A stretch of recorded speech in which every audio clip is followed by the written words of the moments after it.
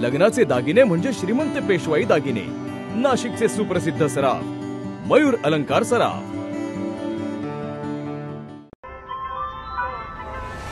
ताज्या बातम्यांसाठी नाशिक न्यूजच्या YouTube चॅनलला सबस्क्राइब करा आणि बेल आयकॉनला प्रेस करा।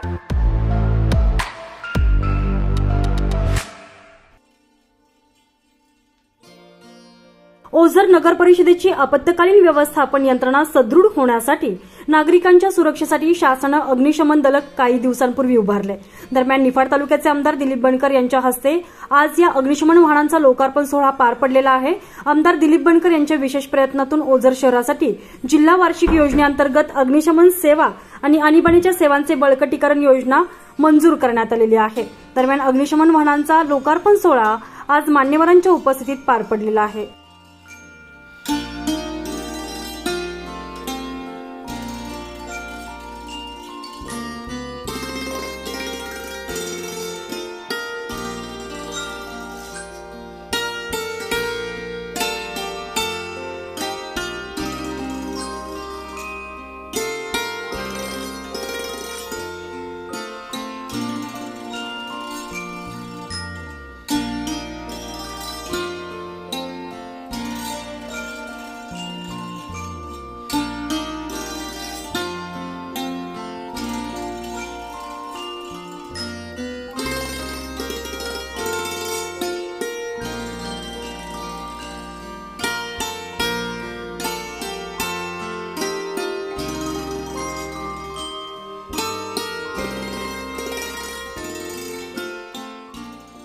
दरम्यान यावेळी निफाड मतदारसंघाचे आमदार दिलीप बनकर यांनी जनतेच्या सेवेसाठी कायम तत्पर असून भविष्यात देखील मतदारसंघाच्या विकासासाठी कायमच प्रयत्नशील राहील असं प्रतिपादन केलेलं आहे। ओझर गावासाठी खास करून जिल्हा वार्षिक योजनेअंतर्गत अग्निशामक सेवाची गरज या ठिकाणी होती आणि त्यासाठी आपण पीसी मध्ये त्या ठिकाणी या जिल्ह्याचे पालकमंत्री यांना त्या ठिकाणी विनंती केली आणि निश्चितच ओझरला खूप दिवसापासून त्या ठिकाणी प्रश्न होता काय फायर ब्रिगेड त्या ठिकाणी मिळाली पाहिजे।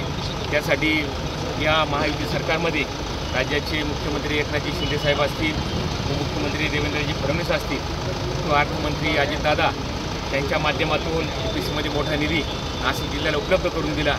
तो देत असतानाच जवळजवळ ओझर शहरासाठी 32 कोटी 65 लाख रुपयांची आपण नगर परिषदेच्या कार्यक्षेत्रामध्ये त्या ठिकाणी कामं केलेली आहेत आणि ही अतिशय गरजेची गोष्ट या ठिकाणी असताना आपण त्या ठिकाणी उपलब्ध करून दिली। निश्चितच अजूनही एक पाण्याची योजना 117 कोटींची ती सुद्धा आपण पूर्ण करण्याच्या दृष्टिकोनातून त्या ठिकाणी प्रयत्न करतोय।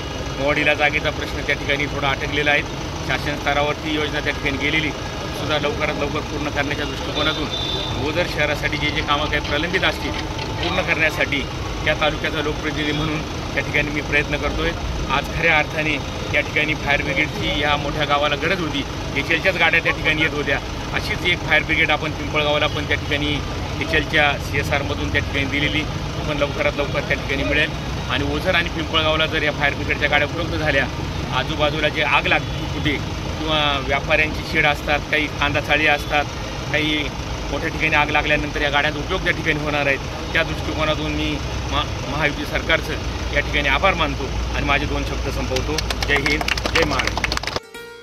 दरम्यान ओझर येथील श्री खंडेराव महाराज मंदिराजवळ सर्व मान्यवरांच्या उपस्थितीत लोकार्पण सोहळा पार पडलेला आहे। नगर परिषदेचे अधिकारी आणि ओझर शहरातील ग्रामस्थ यावेळी उपस्थित होते। दरम्यान पाणी योजनांचा 117 कोटींचा प्रस्ताव देखील शासन स्तरावर प्रलंबित आहे। घनकचरा प्रकल्पाचा प्रस्ताव देखील पाठवण्यात आलेला आहे।